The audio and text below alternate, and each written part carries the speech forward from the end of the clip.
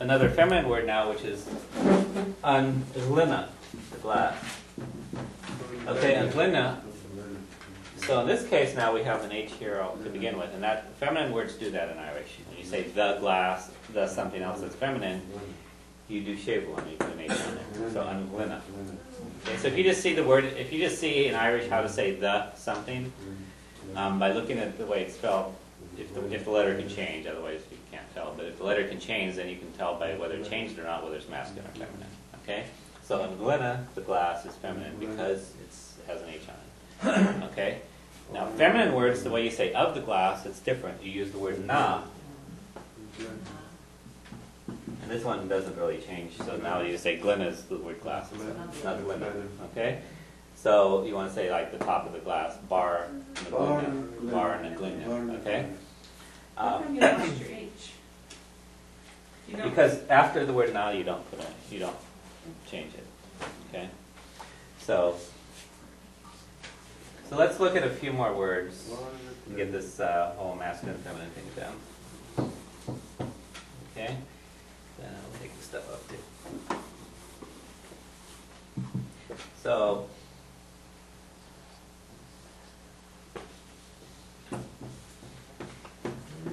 pion. So would this be masculine or feminine?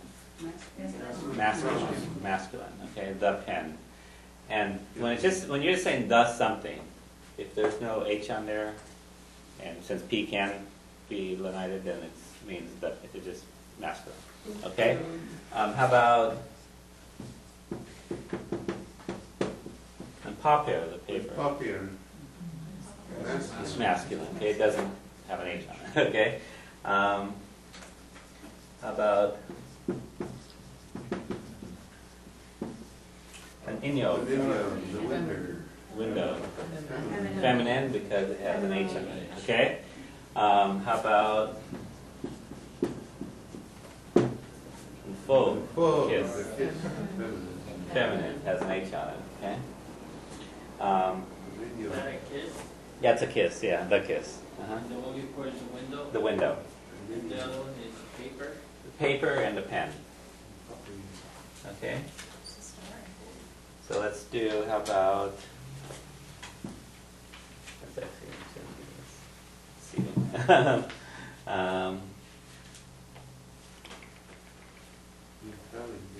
let's see. And fel, that's soccer. Feminine, okay? Okay, fel, soccer. What's the game? Yeah, the game soccer, or football. How about an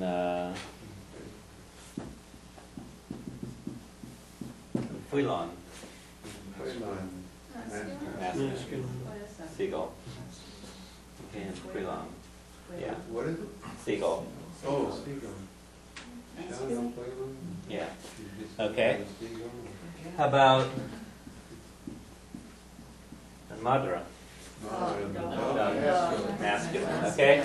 So what you're looking for is whether it's an H. Now a few that are a little trickier. Okay. How about an pishka? The water. Masculine. Okay. This T that comes in front of a vowel is a masculine thing. Okay. So that's a good one. How about an tahar? Masculine, that's father. Okay. To give you one that's an water. Mother. Feminine is okay. Has that's mother. Shanti, how do you know that it's a masculine singular or a feminine singular instead of just a masculine plural? Masculine plural, you're going to have nas on them. So. Yeah. Okay.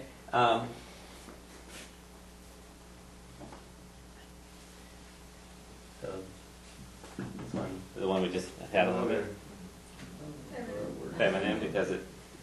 Feminine actually because it doesn't have a T on it. Okay, so there's a couple things you have to look for here. Okay, so when they have a vowel, you're looking whether it has a T or not. Okay. Oh, okay. So how about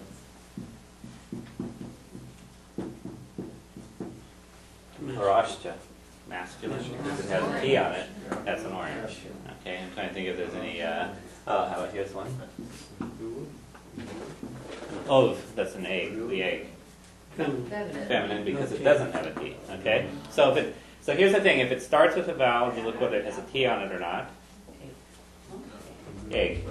The kind that chickens lay. Yeah, or ducks or geese or.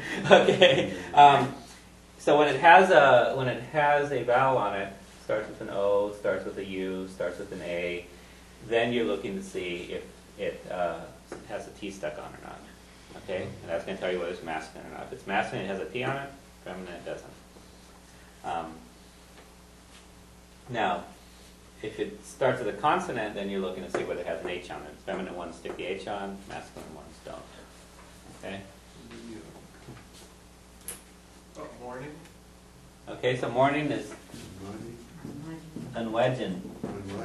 So masculine or feminine? Feminine. Okay, how about night? An ether. Feminine, doesn't have a T on it. Okay? Okay, now this one, here's a tricky one. And law. That one you can't tell because you can't stick an H on an L anyway, so you can't really tell from there without knowing what the word is, okay? And law, it happens to be masculine, but from looking at it, you wouldn't know. Okay, so if it starts with an L or an R, there's no way to tell because you can't put an H on, so. All right? And actually, in standard Irish, T's and D's and S's, actually T's and D's you can't put something on after on, so that you can't really tell if it starts with a T, whether it's like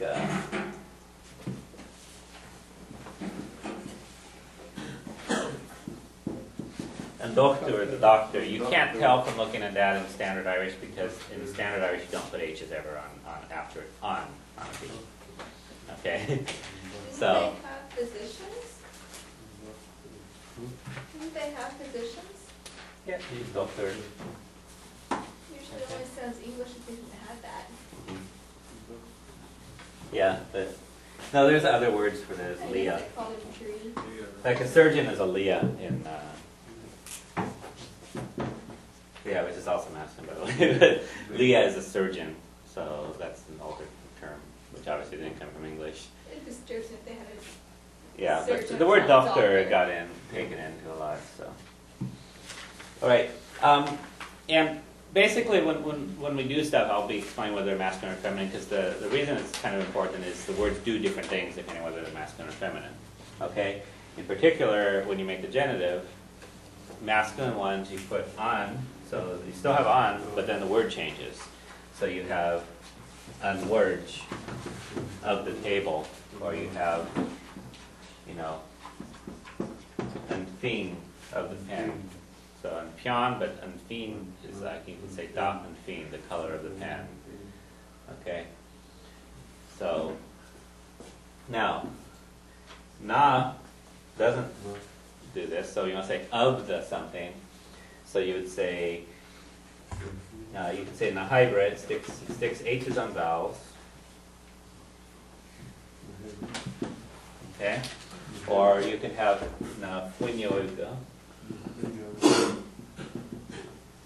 Okay, so you don't put H's on consonants. So kind of, you're going to find that masculine and feminine words in Irish tend to do the opposite things from each other, but they're different kinds of opposite things, okay? So when you're saying just the something, masculine ones stick H's on words. Feminine ones stick H's on words, and masculine ones don't.